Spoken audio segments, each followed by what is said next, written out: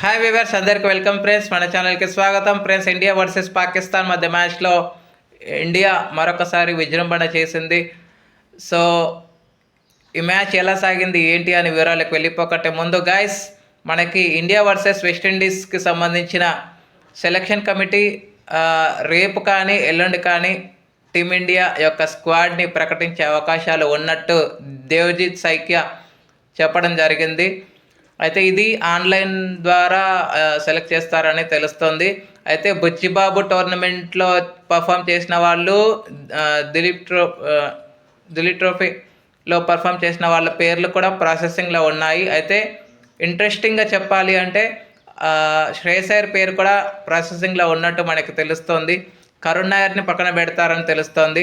అయితే బుమ్రాకి కూడా West Indies సిరీస్కి rest ఇస్తారని తెలుస్తుంది. ఎందుకంటే ఏషియా కప్ ఆడి వెళ్తున్నాడు కాబట్టి వర్క్లోడ్ ఎక్కువగా పడకుండా ఉండాలని నిశ్చయించుకున్నట్టు మనకి తెలుస్తుంది. And one more thing guys, మనకి బీసీసీఐ ప్రెసిడెంట్గా మితుల్ మన్హాస్ సెలెక్ట్ అవ్వబోతున్నట్టు ఏకగ్రీవ ఎన్నిక జరగబోతుంది. సెప్టెంబర్ 28 రోజు ఏజీఎం సమావేశం ఉన్నట్టు మనందరికీ తెలిసిందే. కిరణ్ మోరే, హర్భజన్ సింగ్ శనివారం రోజు ఎపెక్స్ కౌన్సిల్ మీటింగ్ ఉన్నప్పుడైతే రాలేరంట. సో కాబట్టి మితుల్ మన్హాస్కే బీసీసీఐ ప్రెసిడెంట్ పగ్గాలు కట్టబెట్టాలని రాజీవ్ శుక్లా పేర్కొన్నారు. అదేవిధంగా పలు పదవుల్లో ఇప్పుడు దేవ్జిత్ సైకియా సెక్రటరీగానే ఉండబోతున్నాడు. అదేవిధంగా ఐపీఎల్ చైర్మన్ అరుణ్ ధుమాల్ కొనసాగబోతున్నారు. అయితే దిలీప్ వెన్సర్కర్ ఎవరైతే ఉన్నారో తన ప్లేస్ని రీప్లేస్మెంట్ చేయడానికి జయదేవ్ షా ఉండబోతున్నట్టు తెలుస్తోంది, మారబోతున్నట్టు. అదేవిధంగా కోశాధికారి విషయంలో కూడా కొన్ని మార్పులు చేర్పులు అయితే జరగబోతున్నట్టు మనకి తెలుస్తోంది. ఓకే ఫ్రెండ్స్, ఇక ఏమాత్రం లే చేయకుండా మనం మ్యాచ్ వివరాలకు వెళ్ళిపోదాం. So let's move in to the topic. Hi, hello we were, అందరికీ వెల్కమ్ ఫ్రెండ్స్. మన ఛానల్కి స్వాగతం. మా ఛానల్లో మీకు కనుక వీడియోస్ నచ్చితే లైక్ చేయండి, షేర్ చేయండి, కామెంట్ చేయండి మరియు సబ్స్క్రైబ్ చేయండి. మరిన్ని నోటిఫికేషన్స్ కోసం పక్కనే ఉన్న బెల్ ఐకాన్ని ఆల్ పైన ట్యాప్ చేయండి. ఆల్ పైన ట్యాప్ చేయడం ద్వారా మేము చేసే ప్రతి వీడియోలని, తాజా వీడియోలని నోటిఫికేషన్లో పొందగలరు. సో టాస్ గెలిచి మొదట ఫీల్డింగ్ ఎంచుకుంది టీమిండియా. సో అంతకంటే ముందు గైస్, నిన్న అభిషేక్ శర్మ కొట్టిన 6 ఒక అరుదైన రికార్డు క్రియేట్ చేసింది. అదేంటంటే అభిషేక్ శర్మ ఇప్పటివరకు ఫస్ట్ బాల్కి ఫస్ట్ 6 కొట్టినటువంటి మొదటి భారతీయ ఆటగాడిగా చరిత్రను లిఖించాడు. అభిషేక్ శర్మ తర్వాత ఉన్న వాళ్ళు రోహిత్ శర్మ, అదేవిధంగా సంజు శాంసన్, అదేవిధంగా మరో వన్ మోర్ బ్యాటర్ అయితే ఉన్నారు, పేరు గుర్తురావట్లేదు సమయానికి. సో ముగ్గురు అయితే ఉన్నారు తర్వాత, బట్ వీళ్ళ ముగ్గురిని దాటేసి మొదటి స్థానంలో ఉన్నాడు అభిషేక్ శర్మ అని చెప్పుకోవచ్చు. సో ఇక టాస్ గెలిచి మొదట ఫీల్డింగ్ ఎంచుకుంది టీమిండియా. స్టార్టింగ్లో ఇండియాకి బ్యాట్ స్టార్ట్ అయితే రావడం జరిగింది. ఎందుకంటే ఇన్నింగ్స్ రెండో బాల్లో ఫర్హాన్ ఇచ్చిన క్యాచ్ని నేలపాలు చేశాడు అభిషేక్ శర్మ. అక్కడ నుంచి దొరికిందే ఛాన్స్ అని చెప్పేసి మంచి పార్ట్నర్షిప్ బిల్డ్ చేసే క్రమంలో పవర్ ప్లేలోనే వాళ్ళకి వికెట్ అయితే కోల్పోయింది. మేబీ 4th ఓవర్లో వికెట్ పోయింది. థర్డ్ ఓవర్లో వికెట్ పోయింది. థర్డ్ ఓవర్లో 15 రన్స్ వేసి ఫకర్ జమాన్, హార్దిక్ పాండ్యా బౌలింగ్లో అవుట్ అవడం జరిగింది. ఆ తర్వాత మంచి పార్ట్నర్షిప్ బిల్డ్ చేశారు ఇద్దరు కలిసి. సాయి మాయూబ్ ఇప్పటివరకు ఓపెనర్గా వచ్చి డక్స్గా వెనుదిరిగిన తర్వాత ఓపెనింగ్ ఆర్డర్ అనేది మార్చేశారు. ఫలితంగా వాళ్ళకి రావాల్సిన స్టార్టే వచ్చింది, కానీ అంత మంచి స్టార్ట్ అయితే కాదని చెప్పుకోవచ్చు, యావరేజ్. కానీ దాన్ని యూటిలైజ్ చేసుకోవడంలో విఫలమైందని చెప్పుకోవచ్చు పాకిస్తాన్. కానీ బుమ్రాని టార్గెట్ చేస్తూ వచ్చారు. అండ్ ఎవరైతే పాకిస్తాన్తో లాస్ట్ గేమ్ ఆడారో బుమ్రా, వరుణ్ చక్రవర్తి, వాళ్ళు మళ్ళీ కంబ్యాక్ అయ్యారు అంటే టీంలోకి. బట్ పవర్ ప్లేని చక్కగా యూటిలైజ్ చేసుకుంది. 55/1తో ముగించింది పవర్ ప్లే. ఆ తర్వాత 10 ఓవర్స్కి 96/1. అక్కడ నుంచి మంచి పటిష్టమైన స్థితిలో ఉంది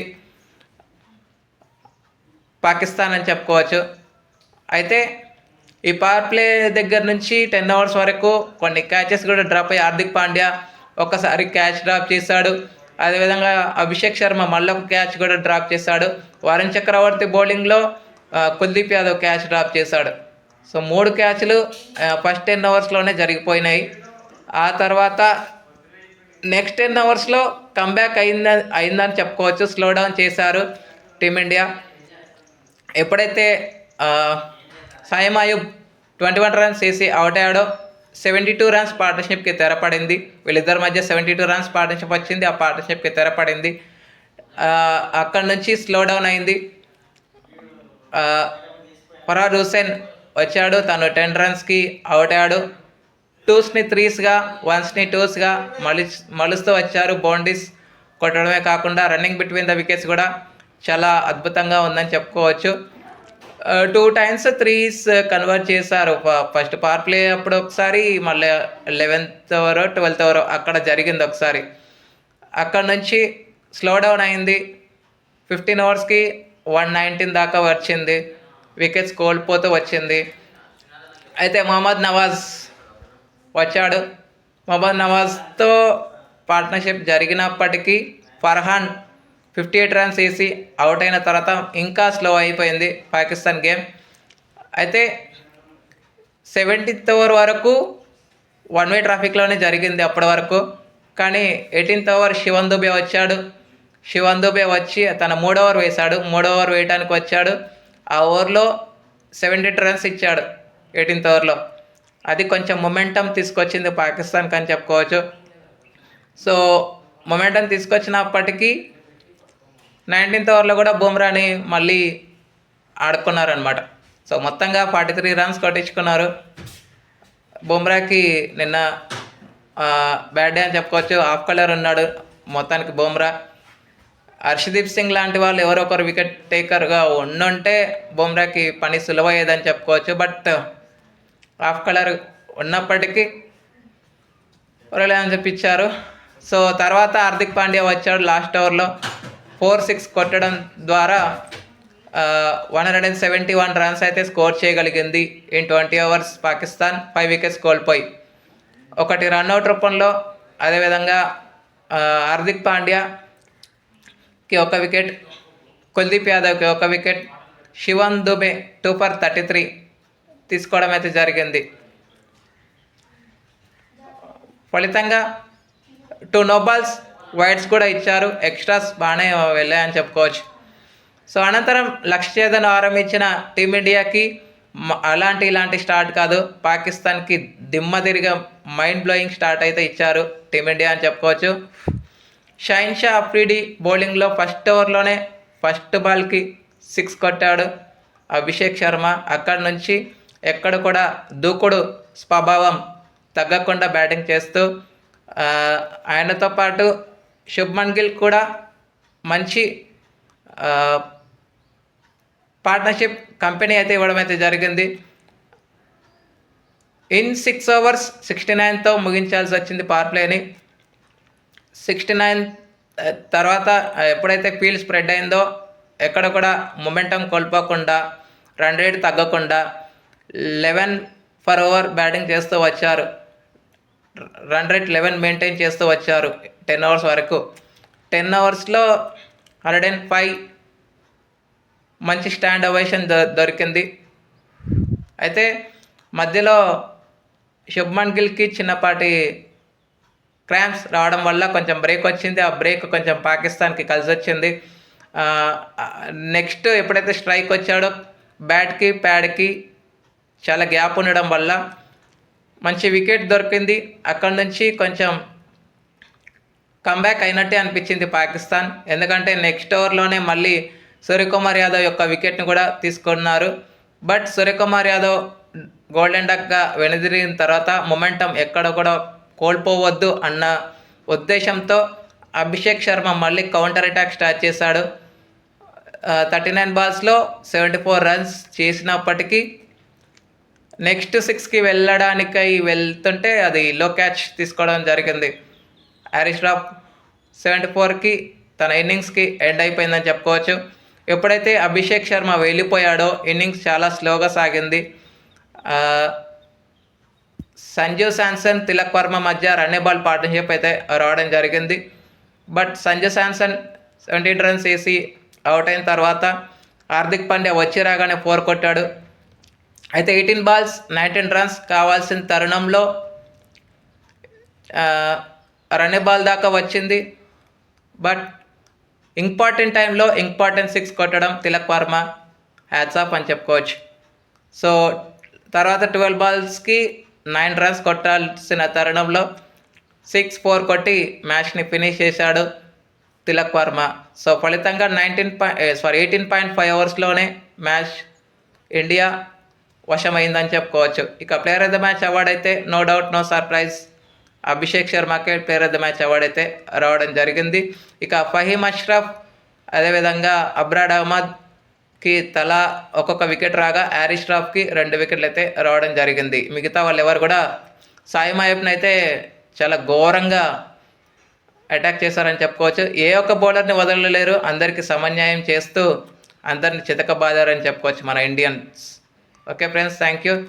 అయితే అభిషేక్ శర్మని పాకిస్తాన్ వాళ్ళు మాటలతో రెచ్చగొట్టడం వల్ల అభిషేక్ శర్మ వాళ్ళకి మైండ్ బ్లోయింగ్ నాకైతే ఆడి చూపించాడు. 10 ఓవర్స్ వరకు అభిషేక్ శర్మ ఉంటే ఎలాంటి డేంజరస్ మనందరికీ తెలుసు. ఎన్నోసార్లు ఐపీఎల్లో మనం చూసాం. నాట్ ఓన్లీ ఐపీఎల్, ఇంగ్లాండ్తో మనం T20 సిరీస్ ఆడినప్పుడు కూడా 13 సిక్స్లు ఆ రోజు 135 సంథింగ్ ఏదో చేస్తాడు ఆ మ్యాచ్లో, మనందరికి తెలుసు. సో అట్లాంటి మెంటల్ నా కొడుకుని గెలికితే పాకిస్తాన్ వాళ్ళకి ఎలా ఉంటుందో రుచి చూపించాడని చెప్పుకోవచ్చు. సో ఒకనొక సందర్భంలో వాహ్వాదానికి వెళ్ళారు, కానీ ఎంపైర్స్ కలగజేసుకొని వాళ్ళని విడదీయడం అన్నీ జరిగిపోయినాయి. సో మరి ఒకవేళ ఫైనల్కి పాకిస్తాన్ కనుక వస్తే అభిషేక్ శర్మతోనే కాదు, ఇండియన్ ప్లేయర్స్తో జాగ్రత్తగా ఉండాలని హెచ్చరికలు సంకేతాలు పంపింది పాకిస్తాన్ టీంకి ఇండియా. ఇకనైనా బుద్ధి తెచ్చుకోవాలని కోరుకుందాం. Okay friends, thank you. ఇలాంటి అప్డేట్స్ కోసం ఛానల్ని సబ్స్క్రైబ్, షేర్, లైక్, కమెంట్ చేయండి. మరొక అప్డేట్తో మీ వద్ద ఉంటాను ఫ్రెండ్స్. అంతవరకు సెలవు, నమస్కారం.